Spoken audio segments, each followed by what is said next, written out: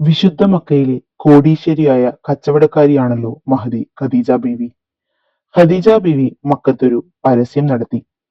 തന്റെ കച്ചവട സംഘത്തിന് ഒരു വിശ്വസ്തനായ നേതാവിനെ വേണമെന്ന്. ആ പരസ്യത്തിന്റെ പ്രതിഫലനം എന്ന വണ്ണം മഹദിയുടെ വീട്ടിലേക്ക് പലരും കടന്നു വന്നു. ഖദീജ ബീവിക്ക് അവരെ ആരെയും അത്രയ്ക്കങ്ങ് പിടിച്ചില്ല. കാരണം സത്യസന്ധരായവർക്കാണല്ലോ ബീവി മുൻഗണന കൊടുക്കുന്നത്. അങ്ങനെയിരിക്കെ ഈ പരസ്യമറിഞ്ഞ് മൂത്താപ്പയായ അബൂ ത്വാലിബിന്റെ കൂടെ ലോകഗുരു മുഹമ്മദ് മുസ്തഫ സ്വല്ലല്ലാഹു അലൈഹി വസല്ലമ തങ്ങൾ മഹദിയുടെ വീട്ടിലേക്ക് കടന്നു വന്നു. ഖദീജ ബീവി ഒരിക്കലും കരുതിയിരുന്നില്ല റസൂലുള്ളാന്റെ വരവ് ഈ പരസ്യം കണ്ടിട്ടാണെന്ന്. മറ്റെന്തോ ആവശ്യത്തിനാണ് വന്നതെന്ന് കരുതിയ ബീവിയുടെ മുന്നിൽ അബൂ ത്വാലിബ് കാര്യം അവതരിപ്പിച്ചു. ഖദീജ, നിന്റെ പരസ്യം കണ്ടിട്ടാണ് ഞാൻ വന്നത്. ഒരു സത്യസന്ധനായ വ്യക്തിയെയാണ് ആവശ്യമെങ്കിൽ എന്റെ അൽ അമീനായ ഈ മകനെ കവച്ചു വെക്കാൻ ഈ മക്കത്ത് മറ്റാരാണുള്ളത് ഖദീജ?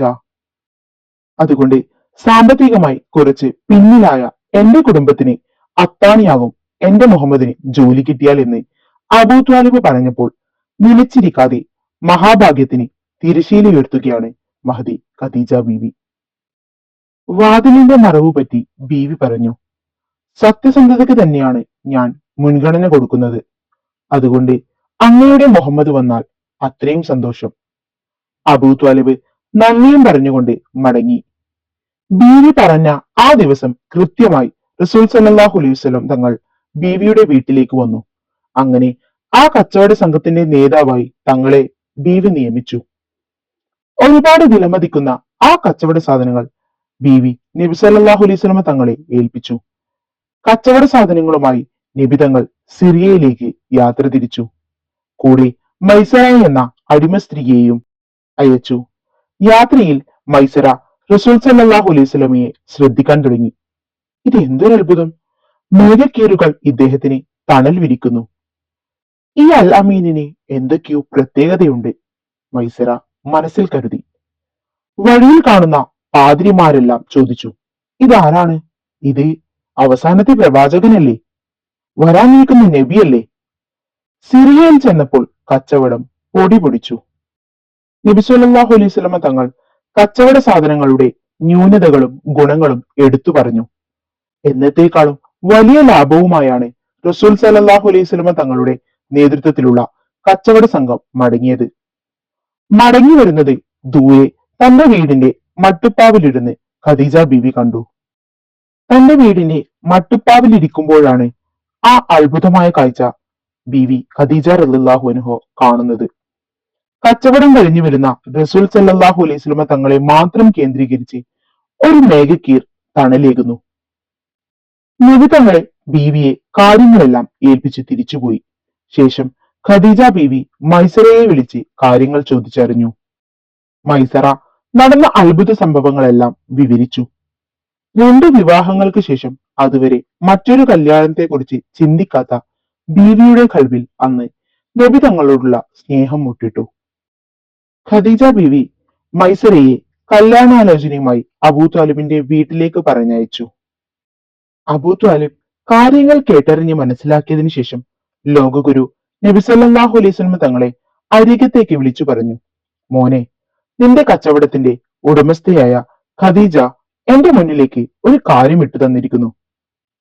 മുത്ത് റസൂൽ സല്ലല്ലാഹു അലൈഹി വസല്ലം കാര്യം കേട്ട ശേഷം നാണം കൊണ്ട് മുഖം താഴ്ത്തി മൗനമായി നിന്നു. 25 വയസ്സ് മാത്രം പ്രായമായ നാണം കുണുങ്ങിയായ തിരുനബി സല്ലല്ലാഹു അലൈഹി വസല്ലം നാണം കൊണ്ട് പിതൃവ്യന്റെ മുഖത്ത് നോക്കി പുഞ്ചിരിച്ചു. എന്നിട്ട് മെല്ലെ അവിടുന്ന് നടന്നു നീങ്ങി. അബൂ ത്വാലിബ് മൈസറയെ വിളിച്ചു പറഞ്ഞു, എന്റെ മോനെ സമ്മതമാണെന്ന് ഖദീജയെ അറിയിച്ചുകൊള്ളൂ. മൈസറ ഖദീജ ബീവിയെ വിവരമറിയിച്ചു. ഖദീജ ബീവി കാര്യങ്ങൾ നീക്കി തുടങ്ങിയപ്പോൾ പിതാവ് ഖുവൈലിദ് എതിർപ്പുമായി വന്നു. മോളെ, എത്രയോ പ്രഭുക്കന്മാരും കോടീശ്വരന്മാരും കല്യാണാലോചനയുമായി വന്നതെല്ലാം നീ മുടക്കി. എന്നിട്ട് ദരിദ്രനും ദരിദ്രനായ മുഹമ്മദിനെയാണോ നിനക്ക് കിട്ടിയത്? തന്റെ ആഗ്രഹത്തിന് വിലങ്ങുതടിയായി പിതാവ് വന്നപ്പോൾ ബീവി പറഞ്ഞ മറുപടിയുണ്ട് ചരിത്രത്തിൽ. ഖുറൈശി ഗോത്രത്തോട് കിടപിടിക്കാൻ ഇന്ന് മറ്റേത് ഗോത്രമാണ് വാപ്പ ഈ ലോകത്തുള്ളത്? സമ്പത്താണെങ്കിൽ എന്റെ അടുത്ത് ഇഷ്ടം പോലെ ഉണ്ടല്ലോ. സമ്പത്ത് ഞാൻ മാനദണ്ഡമാക്കുന്നില്ല, മറിച്ച് ഉന്നത കുലജാതനായ ഒരാൾ എനിക്ക് ഭർത്താവായി വേണം. അതാണ് എന്റെ ആഗ്രഹം. ഒടുവിൽ ഖുവൈലിദ് സമ്മതിച്ചു. കല്യാണം നടന്നു. മക്കയിലെ ജനങ്ങൾ ഈ കല്യാണത്തെക്കുറിച്ച് പലതും പറഞ്ഞു ചിരിച്ചു. ഇതറിഞ്ഞ ഖദീജ ബീവി മക്കയിലെ എല്ലാ ജനങ്ങളെയും ഒരു വിരുന്നിന് വിളിച്ചു. എന്നിട്ട് അവിടെ വെച്ച് പ്രഖ്യാപിച്ചു, നിങ്ങളിൽ പലർക്കും എന്റെ ഭർത്താവ് ഒരു ദരിദ്രനാണെന്ന് സംശയമുണ്ടാകും. എന്നാൽ നിങ്ങളെ എല്ലാവരെയും സാക്ഷി നിർത്തി ഞാൻ പറയുന്നു, എന്റെ എല്ലാ സ്വത്തുക്കളും ഞാൻ എന്റെ ഭർത്താവിന് തീരെഴുതി കൊടുക്കുകയാണ്. ഇന്നു മുതൽ എന്റെ ഭർത്താവാണ് സമ്പന്നൻ, ഈ ഖദീജ ദരിദ്രയാണ്. റസൂൽ സല്ലല്ലാഹു അലൈഹി വസല്ലമയെ കൊണ്ട് ഖദീജ ബീവിയെ കല്യാണം കഴിപ്പിച്ചതിൽ അള്ളാഹുവിന് യുക്തിപൂർവമായ രണ്ട് തീരുമാനമുണ്ടെന്നാണ് ചരിത്രം പറയുന്നത്. ഒന്നാമതായി, റസൂൽ സല്ലല്ലാഹു അലൈഹി വസല്ലമ തങ്ങൾക്ക് ഖദീജ ബീവിയിൽ ഒരു മാതൃസ്നേഹം കിട്ടിയെന്നതാണ്.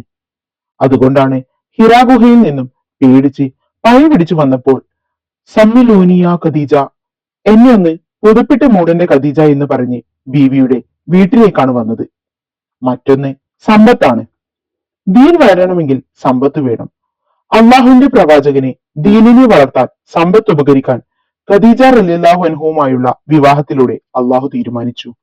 അങ്ങനെ എല്ലാം തന്റെ ഭർത്താവിന്റെ കാൽച്ചുവട്ടിൽ സമർപ്പിച്ച ഖദീജ ബീവി ഒരു ദിവസം അള്ളാഹുവിന്റെ പ്രവാചകനെയും മറ്റെല്ലാവരെയും വേദനിപ്പിച്ചുകൊണ്ട് ഈ ലോകത്തു നിന്നും യാത്രയായി.